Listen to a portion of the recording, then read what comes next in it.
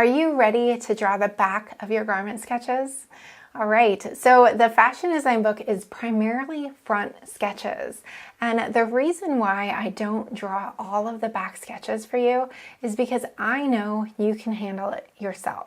Plus, with a little practice, you're going to see how easy it is once you have the front already done. One thing I highly recommend in this process is to look at garments in your own collection and see what the back looks like. You can look at those garments and see any sort of design details or the way it might look and imagine the way you might draw those things. Now that you have a lot of experience with drawing the front of the garment, those same concepts will wrap into the back of the garment for many design details. Plus, the back of garments tend to be much more simple than the front. So let's go ahead and dive right in. Even if you've watched this in previous videos, we'll do it again. It's fun to get that practice. And I'd love it if you went through this with your own styles that you've already drawn with the book.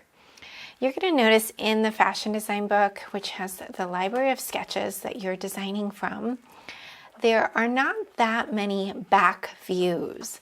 And the reason why there aren't that many back views is because I really want you to practice this process that I'm going to show you in today's video.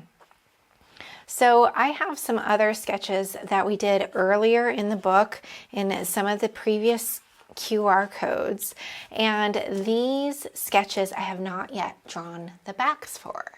So we mixed and matched the different silhouette with the sleeve and the collar, but now we need to draw the back view. And I'm going to take my tracing paper, I'm going to be aligning it, my center back and center front lines from front to back. So that's my halfway point. And all we have to do when we're drawing the back is draw that outlined silhouette.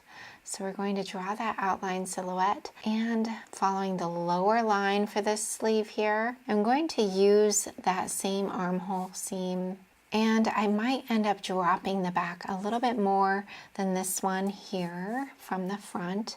So I'm going to just mark that. My side seam has to match up, so the side seam has to be the same length, but I can really drop down the back a little bit more if I want. Now, how do I draw the back of a collar? So if you're not sure how to draw something, I want you to reference a garment in your collection.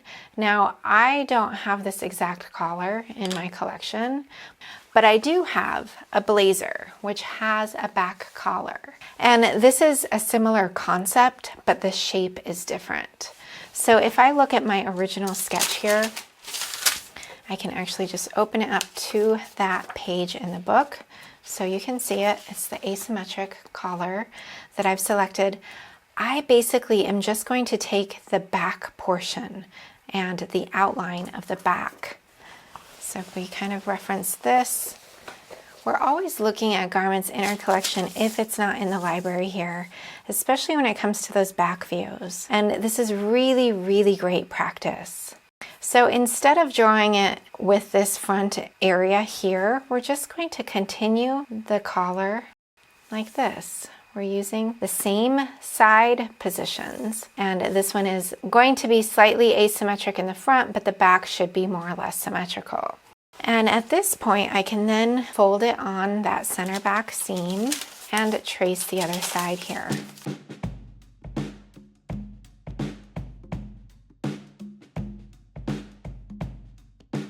I'm going to go ahead and pull up some of these lines just like the front to show the real amount of fullness in the style. And now at this point, I might want to add some design lines on the back there. Maybe I might want a yoke, and a yoke would really help the fit in the back. So that could be a nice option. It's just a design line like that. I could also turn some of this fullness into a vertical design line. Maybe I want to have a design line coming down like that, or any sort of option. I might have design lines on the sleeves as well. And to get those vertical and horizontal design lines to look symmetrical, we're just folding it on the half. So that is my back sketch. And at this point, if I didn't want it on tracing paper, I have several different options. I could make a photocopy of this onto regular paper or onto marker paper, or I could trace it with a black marker and then use my marker paper on top and trace through it. Now, some marker papers you're going to be able to see through well enough that you didn't need to do a black line here with a marker, but other times it really just depends. Or you can always paste this up onto a window with the daylight behind it, and then you can see through much quicker to make a quick image on regular or marker paper, and that way you could render it up. So if you're looking to draw the back of other garments, let's look at some differences of how a back garment might look. So there are a few options of backs in the pants area, so you can definitely reference these back views for pants.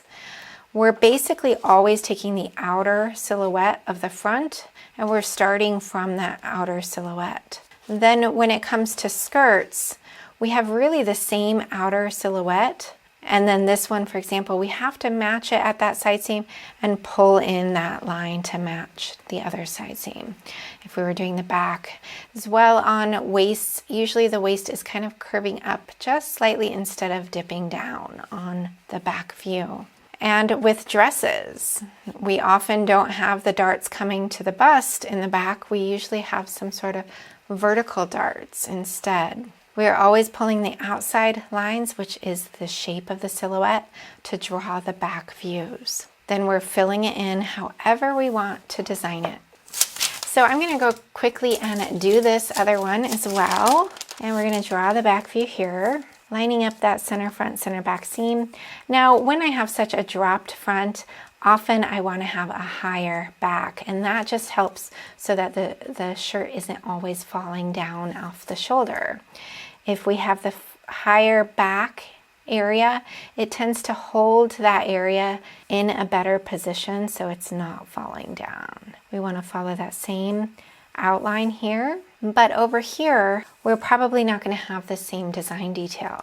So we have to kind of imagine what sort of design detail do we want in the back. Probably going to be a little bit more basic than the front is. So I'm going to have a nice drop in the back. I know I'm going to have a little bit of creases kind of coming in just from the front.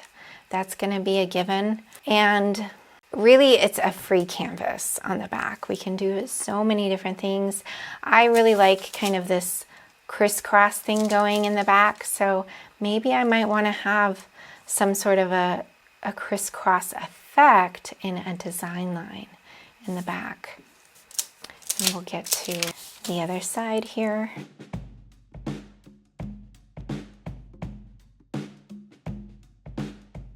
So maybe I want to continue this line up, something like that.